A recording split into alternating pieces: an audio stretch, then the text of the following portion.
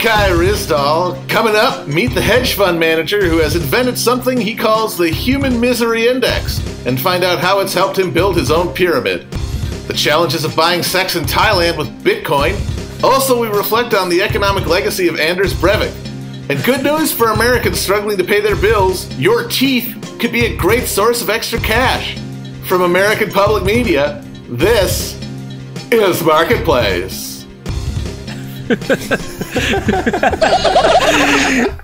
It's Chapo, guys. It's Chapo, episode 11. We're back.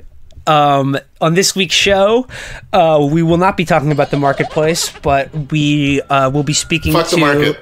Fuck the market. We'll be speaking with celebrity journalist Matt Taibbi. We'll be breaking down everything that you were mad at this week about the Bruenig Ultimatum and probably some other stuff. So what do you say? Should we start the show? Yo, fuck Marketplace. This is Marketplace. Merc 'em all. Chapo. Let's go. Bang, bang.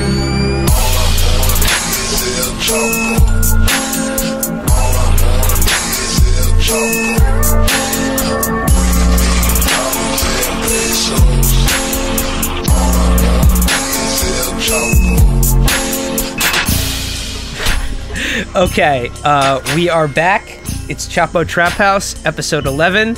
It's me, Will Menaker, and again, just like last week and the week before that, I'm with Matt Christman.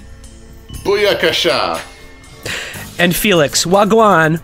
Hello, everybody. Bumble blood clots included. So, as I said, in a little bit, we'll be speaking with our first mega guest on the show, a little journalist known as Matt Taibbi. And we had a conversation with him about the election and a lot of the stuff that has been in our wheelhouse before, but we got a chance to talk to Matt about that, and it was really cool, and we think you guys will enjoy that interview. But before then, just want to update you guys on our ongoing campaign against the iTunes News and Politics podcast charts. What do you think? Yeah, let's tell them how many skulls have paved our path to Damascus. Okay. Now, I'm learning about this as we go. Like, the iTunes charts sort of fluctuates day to day. So the highest I believe we hit this week was 38, and we did we did beat the Ben Shapiro show and the Ezra Klein show at least once this week. I think now, actually, someone just sent me a shot that we're actually at 69 right now. So nice. Nice. Yeah. Sweet. So like it's been up and down. We cracked the top 40 one time this week. And like I said, we beat Ezra Klein, we beat Ben Shapiro, but like still ahead of us is Louder with Crowder. I think Louder with Crowder is like in the top 20. I mean, fuck knows why, but he's the next one to get slayed this week. So again, encouraging everyone, when this show drops, download that shit on iTunes, leave reviews, like download it on your work's computer, or like do whatever it takes, because subscribe. Apparently that's important as well. Subscribe, subscribe to us on iTunes. I want to beat Crowder, obviously, but like I have to believe that there are more Chapo heads out there than whatever fucking state-mandated, chemically castrated mutants are listening to the Steve Crowder show. Well, there are a lot of sex offenders in America. It's like when you're living in one of those trailer parks for only sex offenders, there's not a lot to do. You can't really go anywhere. So you're probably listening to podcasts a lot, and the podcast you're listening to is Louder with Crowder, obviously. If you listen to Louder with Crowder, you have to go door to door in any neighborhood that you move into. Hey, everybody, I'm a Crowder head. And also, in 1993, I... So there's a couple shows, actually. Okay, there's Louder with Crowder. We beat just the Ezra Klein show, which, by the way, I looked at his guest list this week, and it's a fucking horror show. He talked to Grover Norquist. He talked to Cory Booker about spirituality. He talked to Cory Booker about spirituality, and oh my God, he talked to Neera Tandon, who we'll actually be talking about later in the show. So I've made a vow to actually expose myself to this, and hopefully we can discuss it and maybe find some audio to destroy later in the week. But there's two other shows that are ahead of us. One of them is a show, it's another Vox podcast called The Weeds. And surprisingly, it's actually not about smoking weed, but it's about getting into the weeds, which is where all the wonk policy details are. And it's like... I consider myself wonk curious. And someone, one of my little birds told me that they listened to it, and he said it was literally 10 minutes of Matt Yglesias and Ezra Klein talking about different kinds of tie knots. So, holy Christ. Jesus. Oh my, dude, I'm going to be thinking about the knot I'm going to tie around my neck listening to that shit. I'm swearing fealty to the Islamic State. But, okay, so the number one spot on the iTunes News and Politics chart is a show called Keepin' It 1600. They're keeping it 1600. It's not Hamilton the podcast, but check this out. It's a show. Well be. It's a show hosted by Jon Favreau and Dan Pfeiffer. Like, okay, why they gave the director of Iron Man a podcast to talk about politics, I have no idea. But no, it's these two guys, Jon Favreau and Dan Pfeiffer, who used to be like the young White House advisors. Like they're not the Ben Rhodes Savage. They're basically characters from Veep. You know, if you watch that show, they're like Dan on that show if he was like a real person. Oh yeah, well no, I was just saying that like John Fabestar and Michelle Pfeiffer's son, they're like, yeah, you may think that they're like, you know, oh, I'm gonna put on my suit and tie and talk about politics, but they've been known to drink a beer. They've been known to listen to Jay-Z, and they're not afraid to dish out a little snark. They're like snark by the solo cup. Like, oh god, there's photos of these guys at like, you know, like costume parties, like, you know, playing beer pong and shit. Like they're like, yeah. They like cover themselves in IOUs and they go as like the federal deficit or some fucking thing that makes you want to kill yourself. They wear a shirt that says like ad hominem and they're like, I'm Donald Trump's campaign.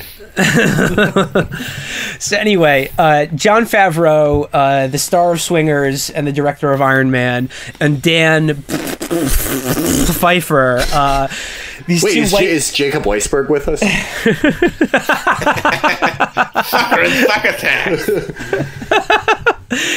So they're the White House bros that are holding down the number one. They're in our spot at number one.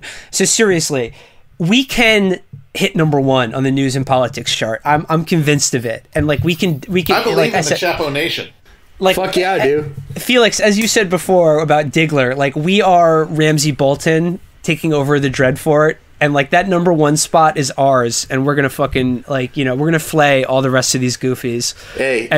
A naked White House former speechwriter has few secrets. A flayed one has none, and he's not even on the fucking chart. So that number one spot is ours for the taking, and I think you guys, Chapo Nation, I think you guys can help us do it. And I know you're down to ride or die for us, and you know we're down to ride or die for you. But that number one spot on the charts is ours, and we're fucking gunning for it. Okay, so that's the house cleaning for this week. Let's say we go into this interview with Matt Taibbi. Let's do it. Okay, Matt, thanks so much for coming to the Trap. But we wanted to talk to you about a couple articles that you wrote for Rolling Stone over the last couple weeks, and let's just get into it right away. In your first one, R.I.P. GOP, the party of Reagan is now the party of Trump. I guess what I want to ask you is the GOP really dead? And if so, what will take its place? I mean, it's a good question. If you look at the way the polls are running on the down ticket races, there's a strong argument to be made that actually the party's doing great, and that were it not for this weirdness that's going on in the presidential election, that the party would be ascendant. However, what happened at the presidential race is unprecedented. And clearly, especially if he goes on to win the White House, it'll completely change what the Republican Party stands for. And I think a lot of these divisions that have come up since he seized the nomination, I don't think they're really curable, because there are too many people who have feelings that are too strong about this, that that rift won't ever be healed. I mean, I sort of imagine it like they're like the Thing, and Donald Trump has blasted them with the flamethrower, but like just some part of it is going to like detach from the whole, sprout legs, and spawn a new abomination.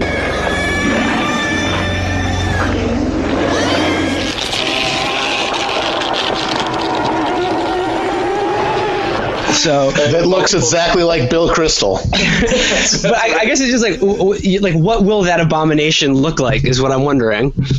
I think one of the things that the Republican leaders have to look at is that whatever they were using before rhetorically to get people who are Trump voters to vote for them, it's just not working anymore. They need something different. And one of the things that's going on with Trump is that he's directly pointing the finger at the Republican establishment and saying, you're being ripped off by these people. These people have been selling you a line of goods for 30 years. All the jobs are gone. I'm going to give you your job back.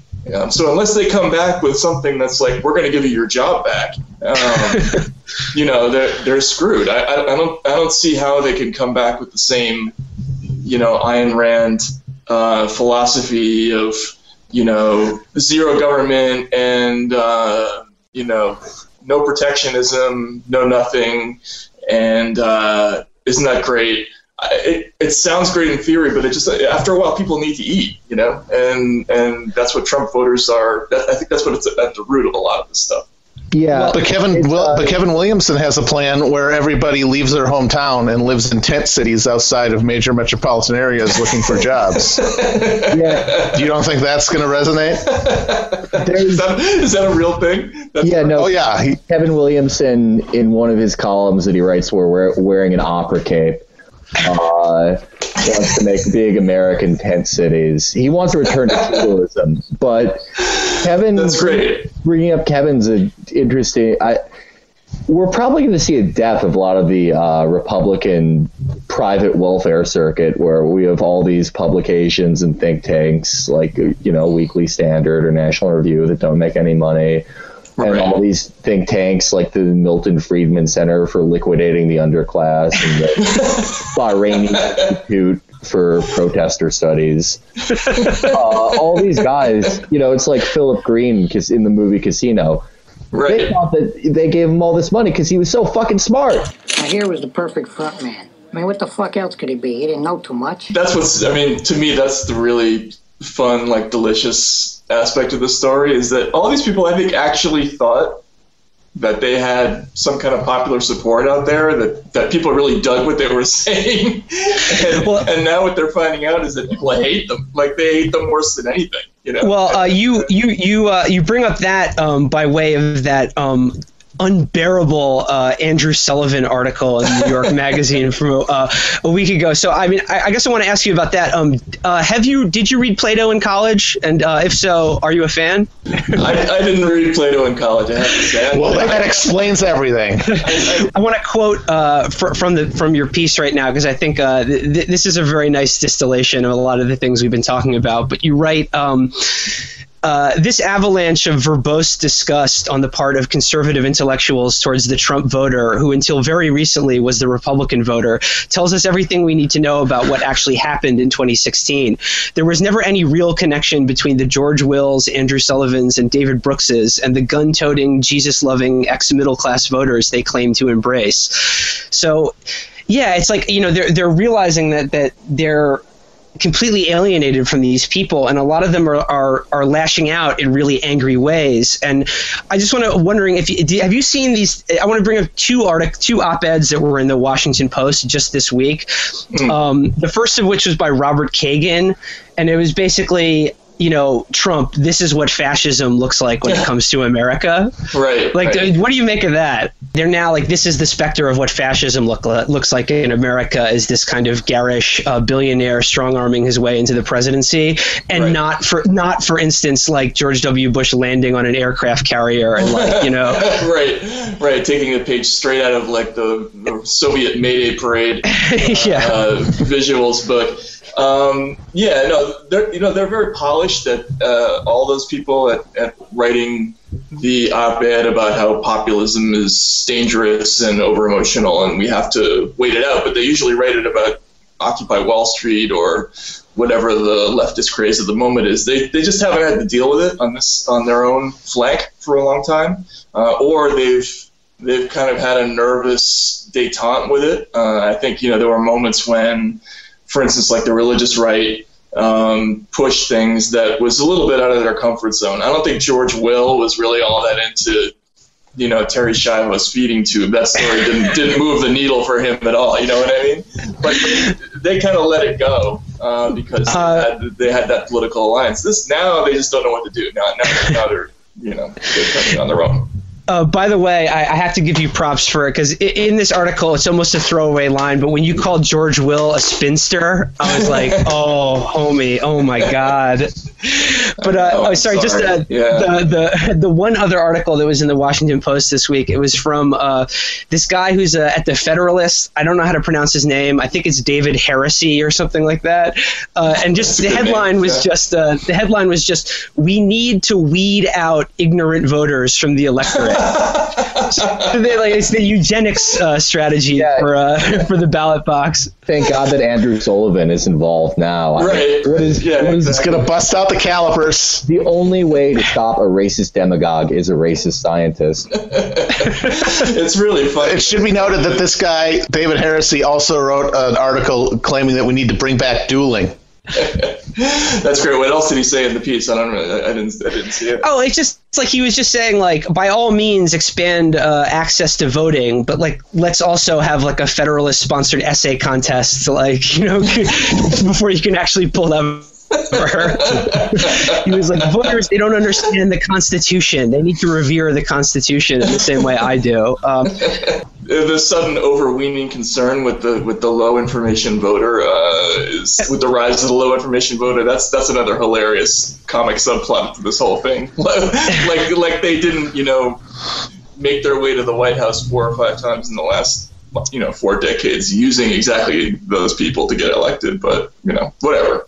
Yeah, no, I mean, like, these people used to be like the NASCAR dads, and now they're like, like the zombies, like, banging to get into the house or something. Oh yeah, exactly. No, they did that whole worshiping at the altar of the regular person act for decades, right? I mean, dating back to Nixon, I think that was really their major electoral strategy was, the Democrats are the party of the elites, they're snobs. I mean, remember Joe McGinnis? He wrote that book, Selling of the Presidency, 1968.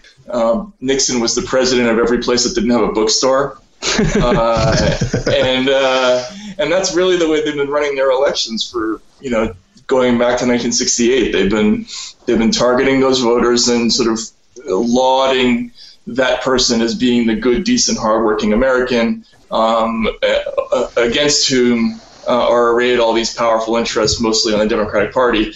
I mean, let's just listen to Sarah Palin's speech. Her whole speech is about people from the small towns who do all the work, right? And now it's those very people who are coming for them. And you're right, to them it's like a zombie movie. They're mindless walking corpses, and many of us will be too if you don't stay focused on the task at hand. Zombies, man. They creep me out. It's firing the help 30 years later. Right, exactly. I mean, these people are opportunists first and foremost. They want to keep their jobs. They want to keep their sinecures. The ones who decide to sort of eventually make peace with it and try to ride the populist wave, even though it goes against all of their instincts and their breeding or whatever. Right. It'll be fun to see which ones are the first to sort of tumble like that. It'll be nice to see if David Brooks is already, he's headed in that direction somehow. It'll be really weird to see what comes out when he actually makes that effort. That whole going out into the pain thing. I mean, are we going to have scenes of? I think David Brooks should get addicted to OxyContin. I think we should start now. Yeah, David Brooks is going to become one of like all the people I knew growing up in the Midwest, he's going to start a Facebook and start posting about how failure is exactly like success. And when you get a DUI, that says more about the cop than it does say about you. And, what child support, that's fucking bullshit. That judge had it out for me. That's really funny. It'd be amazing if he came out of that crucible and he's just like Kurt Schilling now, and he's totally on board with the whole thing. It's like, I've seen the light. And with the aesthetic too, because remember his whole bourgeois bohemians thing was not only the the upscale sort of Republican Upper East Side person. They were not only the ultimate in political views, but they also had great taste in everything. So I'm sure if he has to go the other direction with Trump, with the Trump voters, then he's going to be. I I want to see him on Face the Nation in a Who Farted T-shirt. he's going to do the Larry the Cable Guy cut off face, but with like a chambray Oxford shirt. He's going to have to go all the way over in that other direction and write a book about like trailer chic and everything. It's going to be hilarious.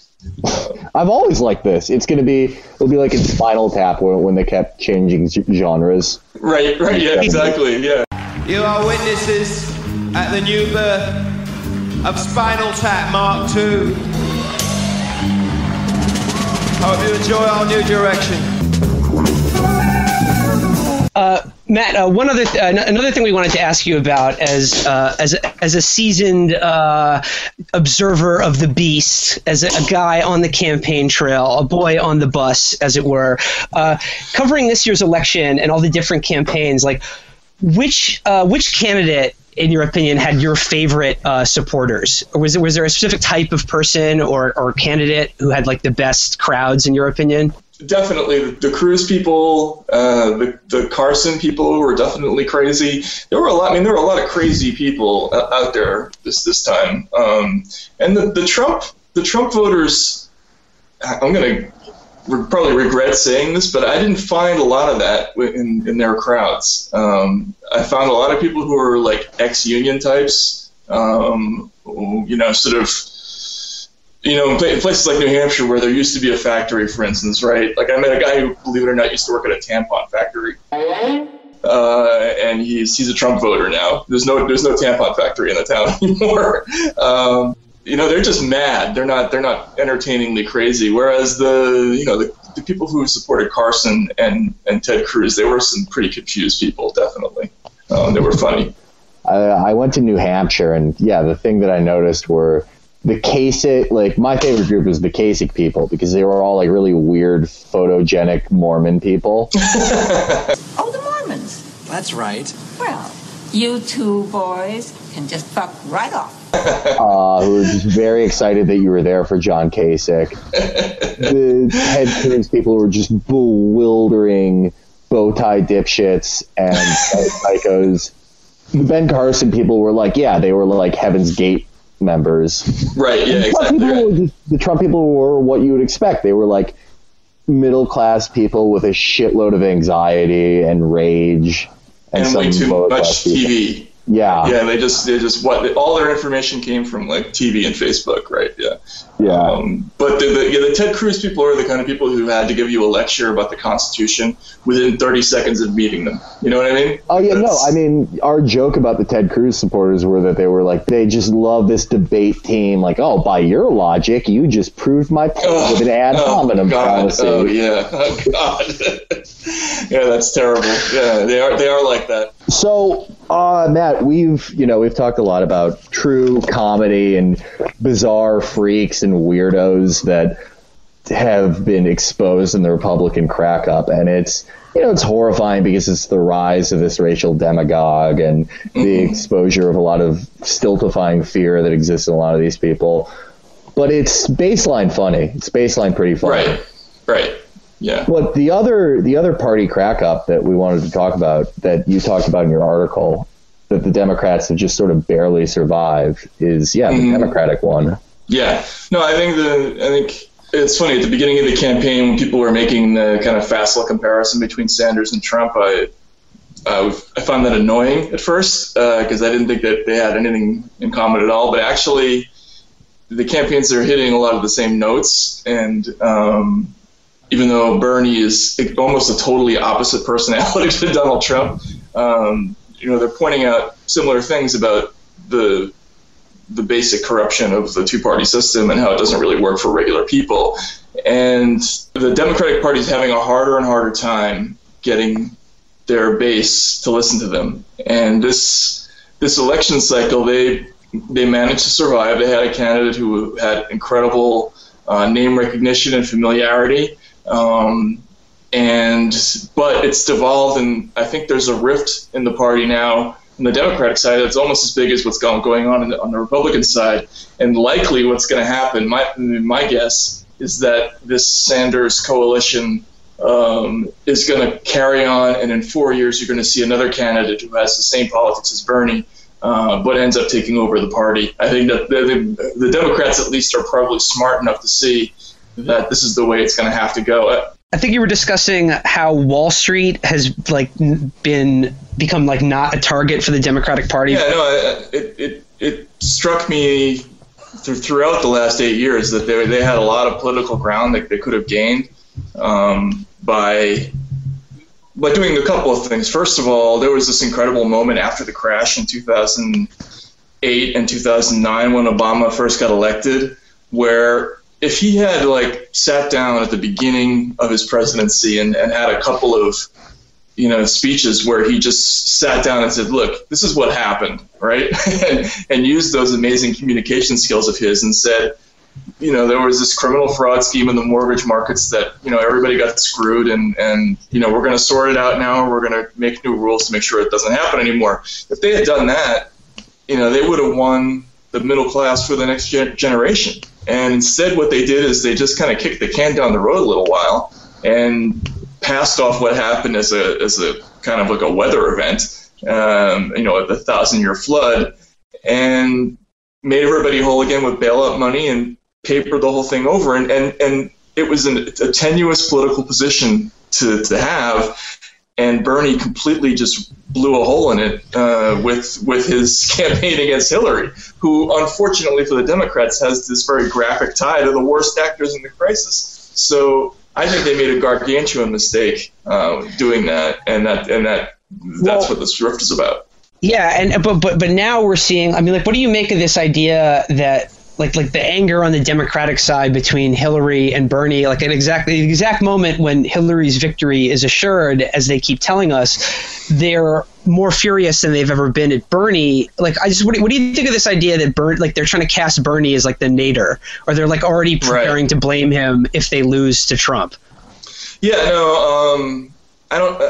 It's hard to say how much of that is real and how much of that is messaging. Because I know for a fact, talking to people on the Hill, that they have a strategy with Bernie, which is to cast his supporters as violent, sexist, unhinged, low information, and over emotional, and that's what they're trying to do to try to take move the conversation off where Bernie is trying to put it, which is, your candidate is taking cash from the worst actors in the financial crisis, and they've been very successful at that. So I don't know whether that anger is manufactured or whether it's real, but it's interesting. As a political strategy, it's working because we're talking about that, and we're not talking about Hillary right now. So that it's effective.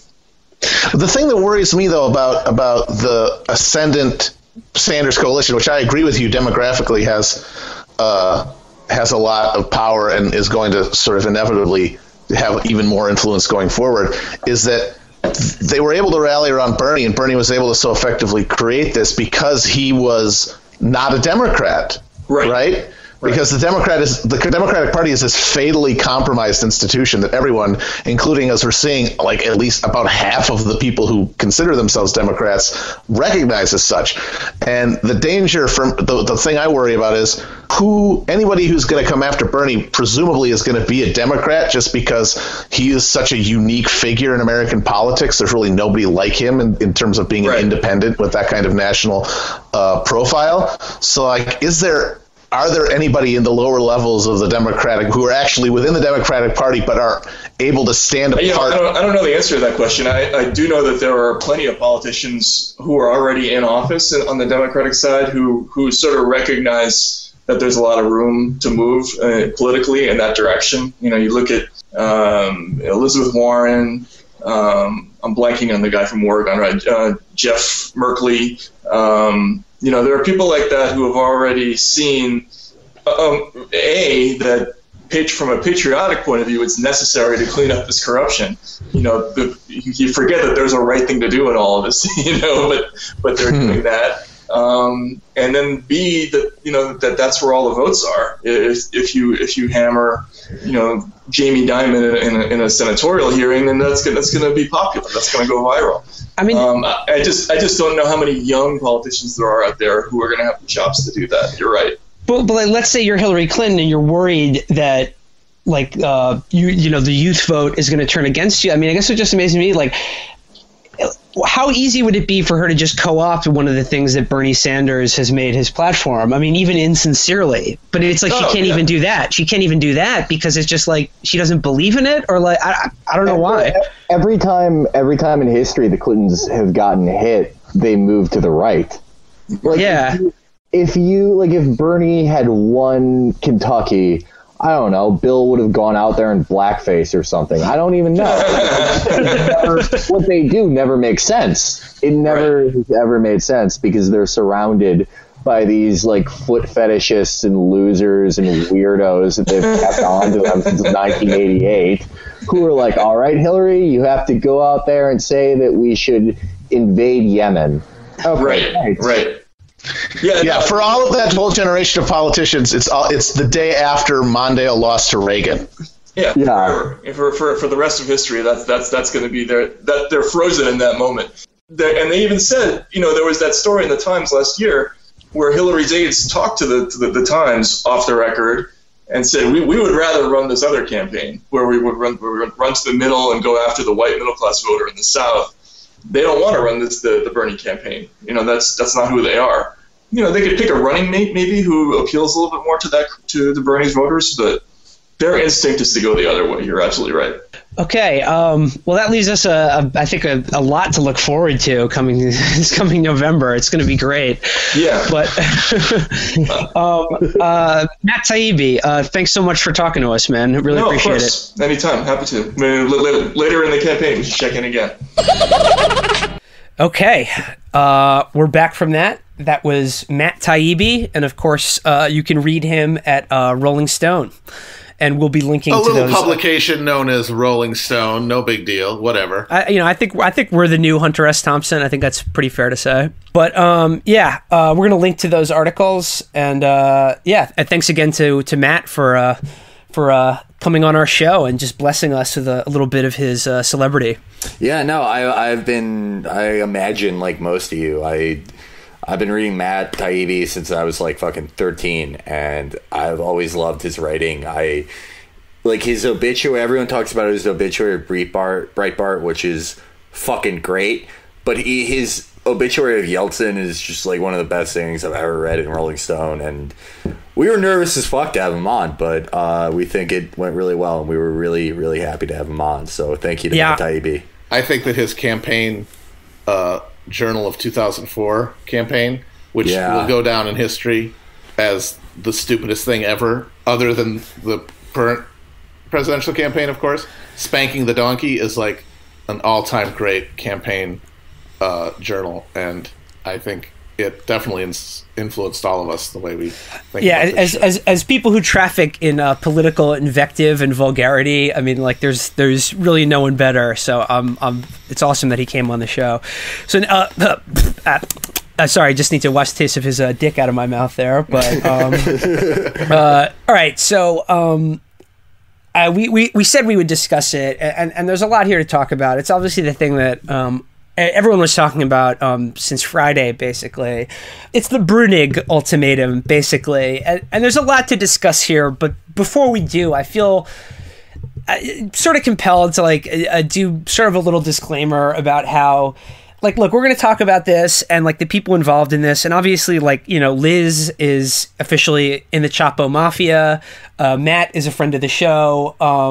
But like, I don't want to to mistake this that like we're making them into like martyrs or anything, or I don't want to make this bigger than it needs to be, because like, look, they're going to be fine. Like, we're friends with them, but like, I just don't want to do anything corny. Like, we're making this into some kind of cause for our show, or that we're going to be like advocates on their behalf, because like they don't need it, and that shit is corny anyway. Yeah, they can defend themselves. They're more than capable. They're not the West Memphis 3 or anything like that. Yeah, and look, I mean, and we're also, you know, obviously we're going to talk about some of the principles involved in this spat with them, and.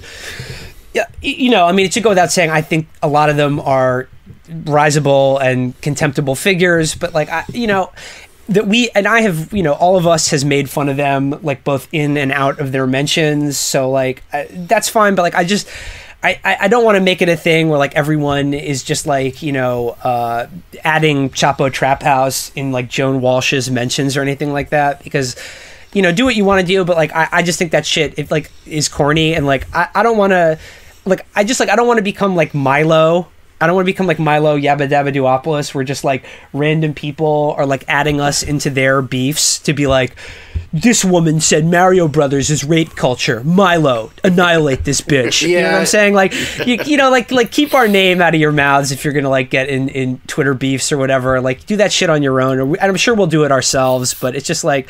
I don't, like I said, I don't want to become like some champion or fucking advocate for like other people. You know what I mean? Yeah. At the end of the day, we do a podcast. It's pretty angry and pretty people, but mostly people like to laugh when they listen to it. And we like to think that, you know, we make your week a little bit better, and we don't want to go in this direction where we're spearheading obtuse moral causes that happened when like fucking Dog Mom for Bernie argued with Shingles Mom for Hillary, and we have to bring down all the Chapo bannermen. And I don't think you guys want that either. No, like I said, like it's sort of like about the baseball crank thing. Like, I thought that was funny, and there was like a joke attached to it, but like I was happy to put it to bed.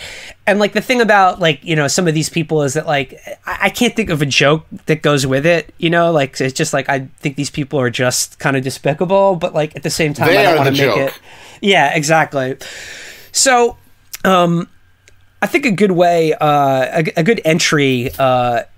Into this whole topic was actually, I just want to read a paragraph from our good friend Amber Ali Frost, what she wrote this week in a current affairs article that I think turned out to be really prophetic, because she published it it got published at the beginning of the week, and it was about like civility and vulgarity.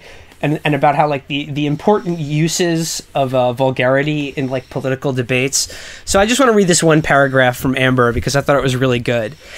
She writes, "The left will always need its journals and polemic and academic writing, but there are times when it is both right and proper to terrify the bourgeoisie with your own feralness. Reclaiming vulgarity from the Trumps of the world is imperative, because if we do not embrace the profane now and again, we will find ourselves handicapped by our own civility. Vulgarity is the language of the people, and so it should be among the grammars of the left, just as it has been historically, to wield righteously against the corrupt and the powerful. We cannot cede vulgarity to the vulgarians. Collegial intellectuals will always be niche, but class war need not be." And again, I think that's a really nicely stated, and again, very prophetic considering how things turned out for Matt this week. Yeah, absolutely. If you guys haven't read it, by the way, you should definitely read it. It's a fucking amazing essay, and we think it dovetails nicely with what our mission statement is. But our mission statement about being the dirtbag left, basically, is I think that's the niche that we want to hold down for now. Well, okay. First of all, like, should we say who Neera Tanden is? She's like the director of the Center for American Progress, right? Is that her official title? Okay, so she's the head of, or she's like one of the top positions and probably the most influential, like, liberal think tank in Washington. You think that's fair to say? Like, outside the Brookings Institute, maybe? Yeah, I mean, the president of the Center for American Progress, that's, I guess, if Brookings is like the Gambino family, because they have all that strong Qatari money, which is like the heroin trade money. The CAP, which Neera is the president of, the Capo de Tutti Capo, is they're the Genoveses. Okay, so again, Matt called her a scumbag, and Matt Bruenig, that is, not our own Matt Christman, I'm sure, has called her worse. To avoid confusion, for the purposes of the rest of the podcast, I will be going by Kush. Okay. So if you hear Matt referring to Bruenig, not me. All right. So again, Felix alluded to this, but okay, this is the person that he called a scumbag. Now, I want to just read from this email that came out. This is back in 2011, and this was from Neera. Subject line, should Libya pay us back? Great fucking subject line for an email. Here's what Neera wrote. We have a giant deficit. They have a lot of oil. Most Americans would choose not to engage in the world because of that deficit. If we want to continue to engage in the world, gestures like having oil-rich countries pay us back doesn't seem crazy to me. Do we prefer cuts to Head Start or WIC or Medicaid? Because we live in deficit politics, and that's what is happening and will be happening even more. So what I got to say to that email from Neera is, we're going to build the biggest invasion of Libya. It's going to be beautiful, a fabulous invasion, and we're going to make the Libyans pay for it. It's going to be classy. It's going to be wonderful. They're going to pay us back. We're not president. America's going to be strong. We're not just going to not spend money on bombs. We're going to get 10 times what we spent on the bombs back in oil money. Yeah, I believe it was Chaz Bader on Twitter pointed out that there's like everything wrong with contemporary democratic politics is encapsulated in that. Not just the breathtakingly awful suggestion of making these people pay for their own bombing and using the just chilling Orwellian language of engage with the world to mean bomb the fuck out of places. Even the fucking British Empire at the height of their debauchery when they were starving millions of Indians to death and laughing about it. They didn't call that shit engaging with the fucking world. But worse than all that is that she's also endorsing the idiot consensus wisdom of Washington that there's this zero-sum game in terms of the budget because the deficit is this real thing that we have to be very concerned about at all times. No, like, yeah, it seeds the idea about, like, you know, that there's a deficit crisis and we need Libyan oil money to help us pay back, like, for WIC or Head Start or whatever. Like, there's not enough fucking money in this country to do that. And, like, actually, when I read this email again, it totally reminded me of our conversation with Derek last week because, like, what did he say about the blob? Like, he said that, like, the number one trait about the blob is the unvarnished belief in the positive force of the U.S. military to engage with the world, as Neera says. Yeah, and also I want to point out, like, this is everything that people fucking hate about the Democratic Party. We included the evil, the fucking corporate sensitivity training language, but also it's fucking dumb. What government of Libya is Neera saying that we should get this from? One of the 6 competing factions that were at war with each other at the time. And also, how does that work? Do you just show up and go, well, the oil is ours now? Like, you can't do that without a fucking ground invasion. Like, it just bomb the oil and take the oil. That's what I say. You bomb the oil and you take the oil.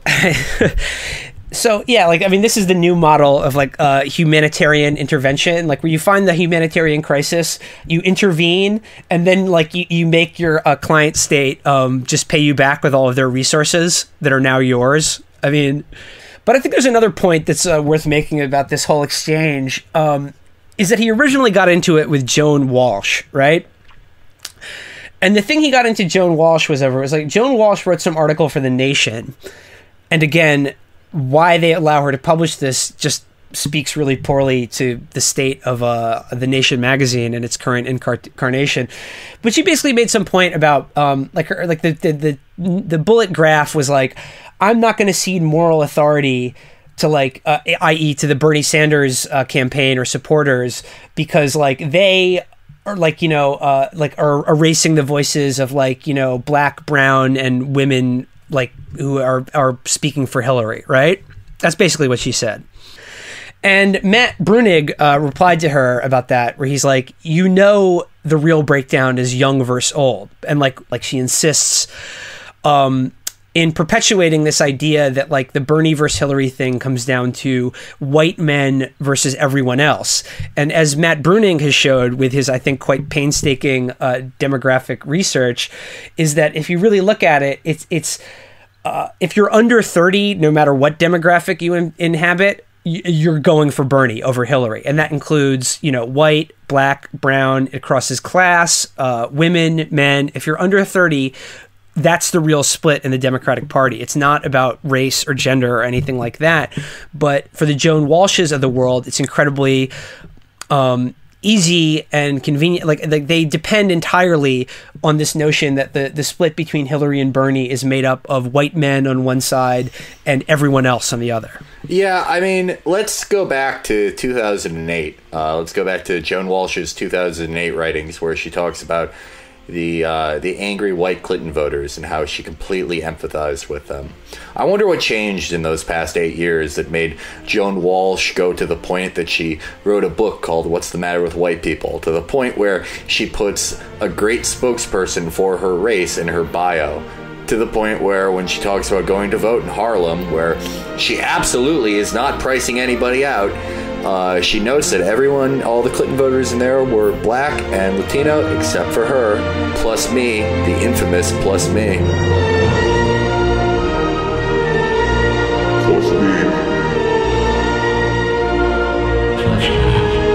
You know, it's like for that whole crowd of like, you know, Clinton supporters, for them it's become this whole thing about how, you know, they're being harassed, and Matt Bruenig has been like at the center of this vortex because, you know, he calls them out, and then all of his followers, you know, harass and intimidate them or whatever. And what I have to say to that is like, look, look, if you're a woman online, like chances are you have to deal with a lot of shit that guys don't, that is at best annoying and at worst frightening. So like, I'm not going to deny that. But what I will deny, or at least what I will say, is I would take these arguments from these particular people more serious if they just didn't display the utmost cynicism in how they invoke it. And by that, I mean, like, it's not just that they dismiss any criticism of them that comes from people who aren't white men. It's that they don't acknowledge it at all. They just outright, like they pretend it's not even there when it very clearly is. Because there's basically two groups of people who are responding to this whole controversy in some sort of outrage. And on the one end, you have this very cynical group at the top that we've been talking about, who are totally just using this language of oppression to mask the fact that they're defending an essentially reactionary agenda for the ostensibly leftist party in America, and people are not happy about that. And so they want to confuse the issue, and they want to distract from that. That's their agenda. And so that's why they're going to push that narrative. But a lot of people are going to buy it for the simple reason that they don't want to confront, for a number of reasons, the terrifying reality that the fucking internet is just a giant shit tornado with just this mass of totally uncontrollable, unknowable people. You have no idea who anybody is. They can do whatever the fuck they want. And this narrative of these directed attacks where Matt Bruenig has like 500 alts and then 600 minions directing attacks at these people, there's something comforting about that, because if you can like cut the head off of the snake, it'll die, and then maybe you can have peace in the kingdom. When the sad and terrifying reality is that there's a bunch of broke-brained morons and fucking schizoids online who you have no control over. And that reality is too scary. And so people cleave to this narrative of these masterminds that just has no basis in reality. And I also thought it was really interesting in our discussion with Taibbi is that he said he's heard from people like in Washington that this is absolutely a planned strategy on the part of the Clinton campaign to portray Bernie Sanders and his supporters as sexist, racist, unhinged, you know, which is exactly what they're doing. Right. And, you know, Matt just brought up the point that they're selling a story. Bernie Sanders has won probably a bigger proportion of votes from Arab Americans out of anyone who has ever run for president. I would think that's safe to say.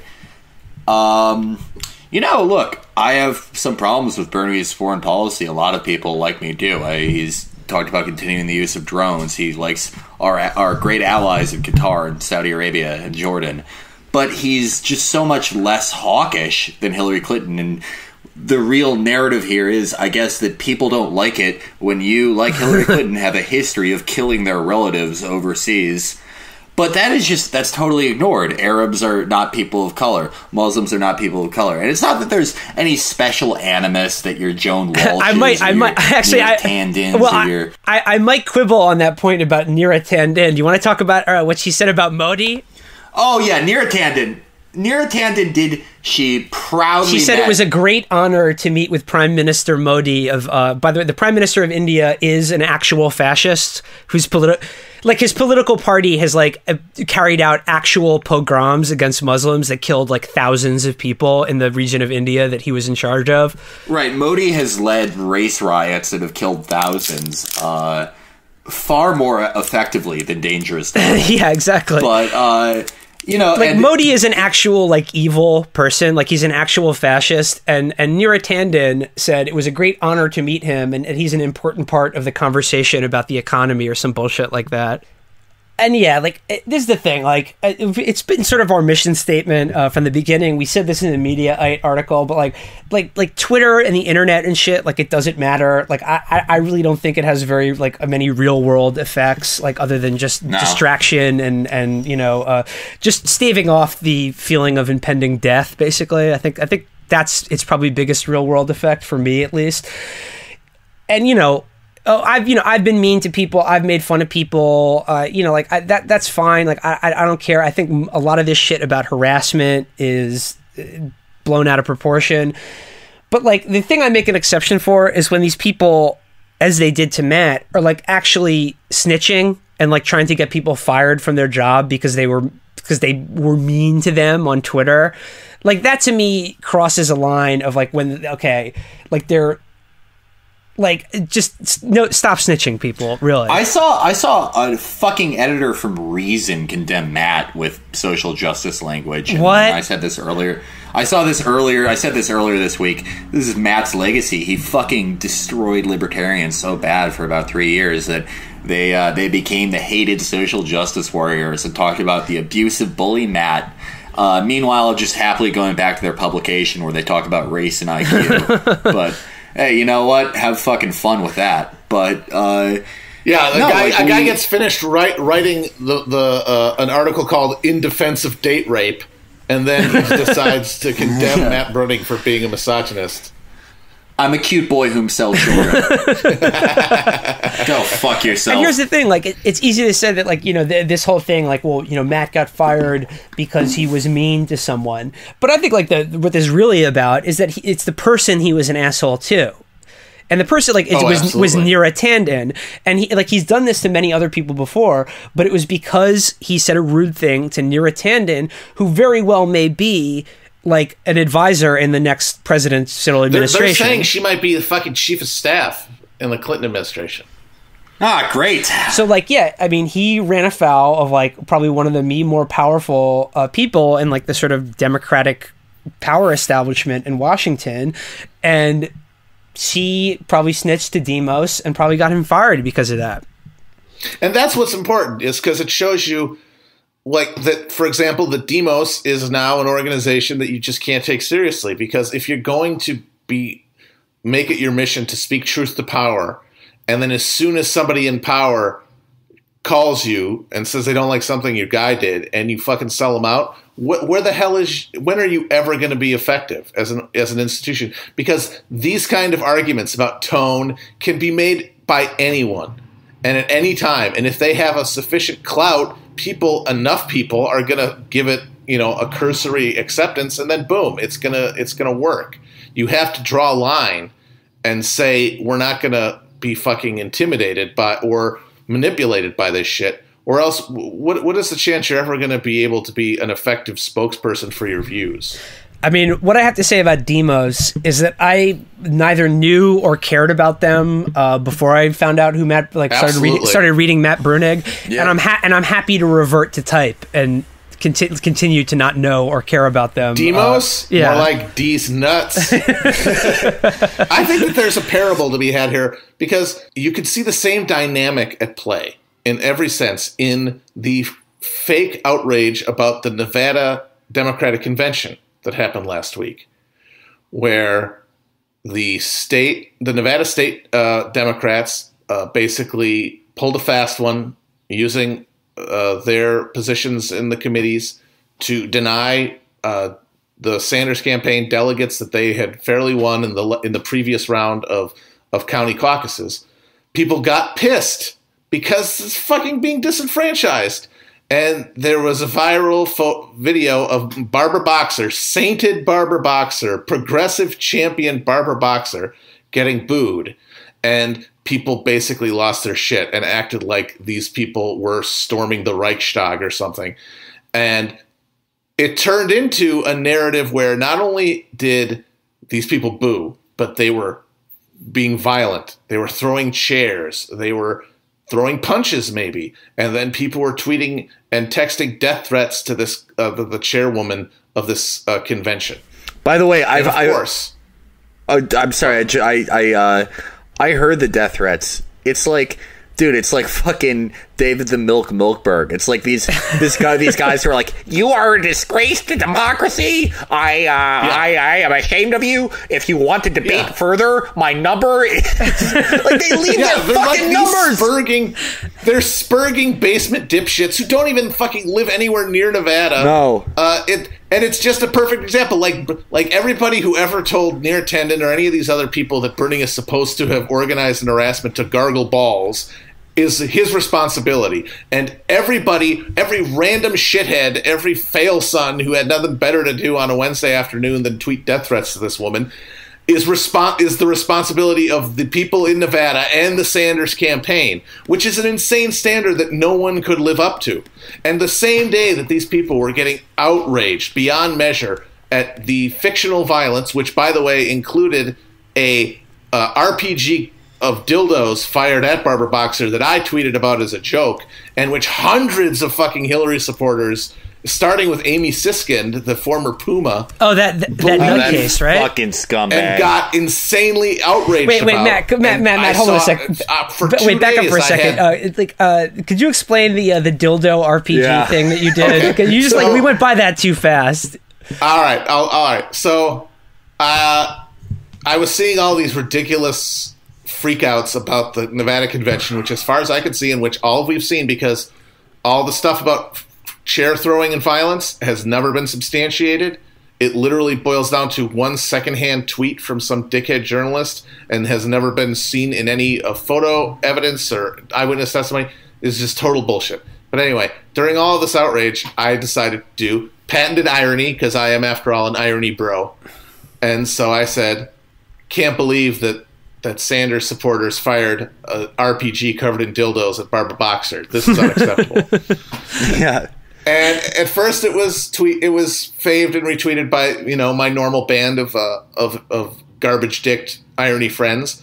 But then Amy Siskind, the unhinged Hillary supporter who has questioned Bernie Sanders' level of Judaism. Oh, and also Barack Obama's level of Americanism, if we want to go back right, because she was a Puma. She was one of the actual literal Pumas from 2008. She wrote an article endorsing basically McCain Palin because having a woman on the ticket made that ticket more feminist than Obama Biden. So she retweeted it, and I got hundreds of people in my mentions freaking out. I cannot believe this is happening. The Sanders campaign has to condemn this behavior. And it's something that no person on earth would take seriously for a second. But because this is exactly like the people, I was going to say, this is exactly like what we talked about last week with Rod Dreher. It's like these people, no matter how fucking dumb it is, they just need to believe this shit. They want to believe these. Yeah, but like everybody, and the thing is, I got a couple Bernie bros who believed it too, and they were like, "There's no proof that happened. That's bullshit. Show me the evidence." And because what's happened is, and this is what I think sparks a lot of the so-called coordinated harassment that's really just people popping off, because politics in America is dead as a part of your life. Like, we think of politics all the time, we talk about it, but it's generally as this spectacle that we absorb. We don't have a praxis, as they obnoxiously say in Marxist lingo. There's nothing we do on a day-to-day basis that constitutes making a political choice and asserting political ideology. Christ knows I All do. we really do, we observe, and then we spout off online. And so what happens is that on the internet, specifically on Twitter, millions of people, fans of every candidate, basically have volunteered themselves to be part of the rapid response crew of a given campaign. And they're going to respond to everything thinking that they're helping, having the psychic, satisfaction of thinking that they're helping the campaign. And because Twitter is just this fucking insane asylum of undifferentiated, context-free streams blasting into your face, it strips your ability to do any kind of rational, balanced analysis of things, any ability to challenge whether something is true, and you just become this raw nerve of response. You just have to reflexively respond to any stimuli in this way that's instantaneous.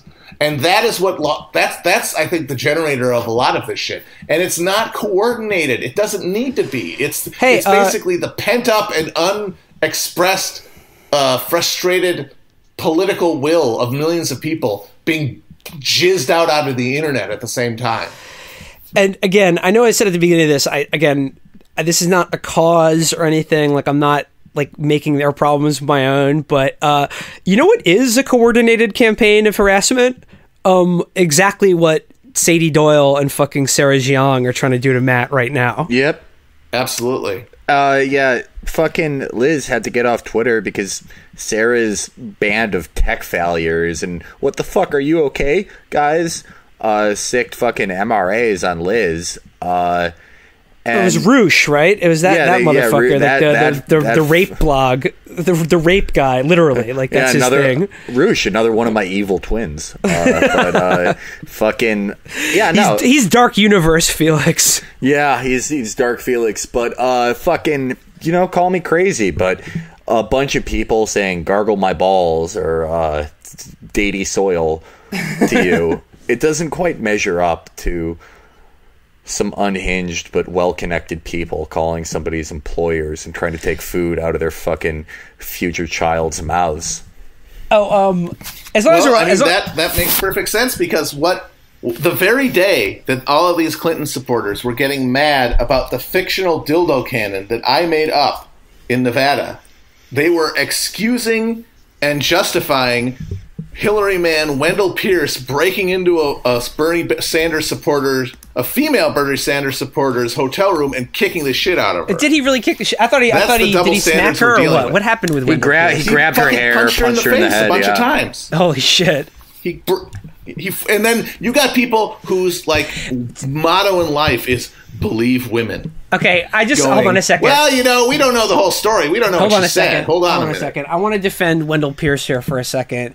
It seems bad what he did, but let's keep in mind he probably was still in character as Clarence Thomas. That role took a lot out of him. I think we should we'll put a bow on this, but just suffice to say, read Amber's article about the politics of vulgarity. And I think it's just suffice to say that in our current situation, which is basically the death throes of the American empire and our planet choking out its last fucking gasps, a politics of civility is a politics that is neither productive nor effective. And just the last thing I'll say is never trust a snake, always roll with wolves. Bang, bang. Chapo. Okay, so before we end the show this week, two other bits of house cleaning I want to do. The first is I'm hesitant to do this, but I feel like I need to give a shout out to Nick Mullen's podcast that just started. yeah. I'm hesitant to do it because I feel like if we hit people to come town, my biggest worry is that all our fans are just going to listen to it and be like, "Fuck Chapo, I'm a cum boy now." Cum boys for life. That said, it's fucking hilarious. It's I imagine hysterical. that like most of the people who listen to us know who Nick is. Nick is like probably the funniest fucking person I've ever met in his life, and the podcast is like it's just as funny as his fucking Twitter, as his stand up. If you've been lucky enough to see that, like it's a must listen. Yeah, and again, remember I said last week I'm glad we chose the news and politics genre because it was so easy. I'm also glad that we're not in comedy to have to fucking compete against fucking Nick and that chart. Because Yeah, fuck no. I want no piece of that. But seriously, Cum Town is fucking hysterical. I listened to both episodes twice this week and was like looked like an insane person on the subway doing it. Yeah, I had to. I was just totally alone in my apartment, just screaming. The cat's clawing at the door. It's so fucking funny. And also we definitely are we got to get Seth Dickfield to come on the show soon. He's gonna be. I think Seth Dickfield is a budding Hillary man. Seth Dickfield is we definitely have to book him sometime soon. Yeah, we do. Okay, and finally, before we go into our duck hunt, we want to mention a couple episodes back we talked about the possibility of doing like a subscription thing for the show, or trying to get pay per episode, or we're trying to figure out what to do about like money and subscriptions and things like that. And what we decided to do for now is like we want to keep the episodes open and for free. Like, the show is continuing to grow. Like, we want to just keep it out there. We like the SoundCloud platform, and we want to keep that as open as possible. But what we're going to do to start is do a Patreon. So, like, the episodes, like, we're going to keep that open for now, but like we want to do a Patreon that should be up like within the next week. Like when you listen to this, we hope to have it up by then. And like what we want to do is like for subscribers, like for like $5 a month to get into the Grey Wolf, inner circle. Like in addition to the shows, which we'll keep for free, we're gonna have some premium content for you every week. And like that will be, for instance, like unedited or like the fully unabridged version of some of the interviews we've done, like that Derek Davison interview we did last week. Like there's probably another half an hour of it that wasn't even included in the version that you heard. There's going to be like additional duck hunts, additional reading series. Like every week for the people who kick in to support the show, we're going to have some premium content. Hopefully, as a little incentive to do that. But even not, just support us. Why don't you? Who can't afford $5 a month? I've got to keep my family together here. Oh, did we also mention that all three of us have been fired from our jobs this week? Maybe we should have said that at the beginning of the show. We're speaking truths. I got fired as the Secretary General of the Volcel Gaming League after it came to light that Center for American Progress also funds that. Amanda Marcotte found a couple of my tweets and sent it to my manager, the foreman at the dick sucking factory, and he informed me that I just take the dick out of your mouth. Well, don't even finish. You're fired. Give me your gun and your knee pads. I was fired from my position as an assistant manager at Arby's for unilaterally creating unisex bathrooms. You went out on your shield, though. I did. I rode or died for the concept of toilets. Bathroom warrior. So yeah, be on the lookout for the Chapo Patreon coming soon, and remember, give your money to Chapo. Bang. Okay, so to close out the show this week, let's hunt a duck. There's a fat juicy duck in our sights this week. Yeah, you guys know this duck. I mean, this duck, you can make its mating call by making the sound of two buttons of a Henley shirt rubbing together, by making a pattern in the grass that looks like a horseshoe balding pattern that should have been shaved years ago. We're talking about none other than the safe space master himself, Jonathan Chait.